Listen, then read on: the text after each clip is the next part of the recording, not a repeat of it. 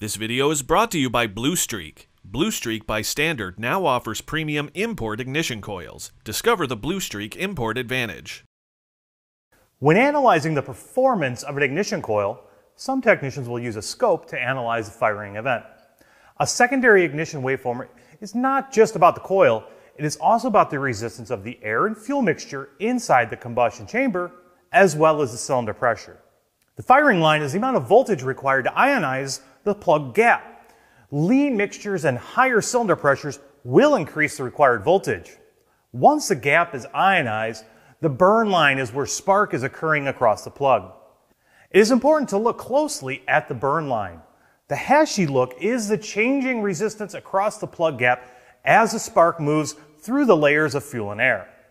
Now imagine the air and fuel inside the combustion chamber as ohm resistors between the spark plug electrodes.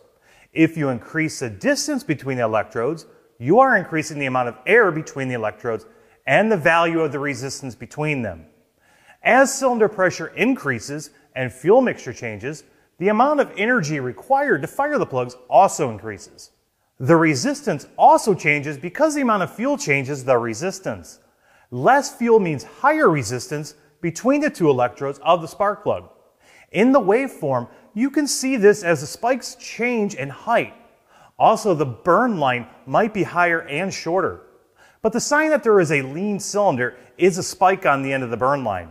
In some cases, where the fuel injector is making the cylinder run lean, the two peaks might be the same height when the throttle is snapped or the engine is put under a load.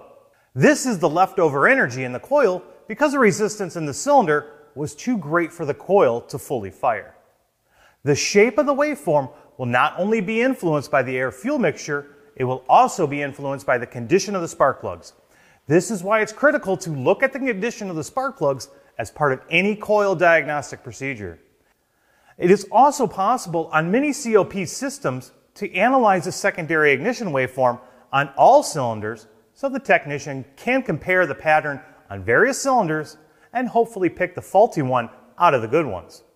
To summarize, you can have a strong ignition coil such as this one from Blue Streak Import Ignition Coils, but still have a weak looking pattern depending on the air-fuel mixture and in-cylinder pressures.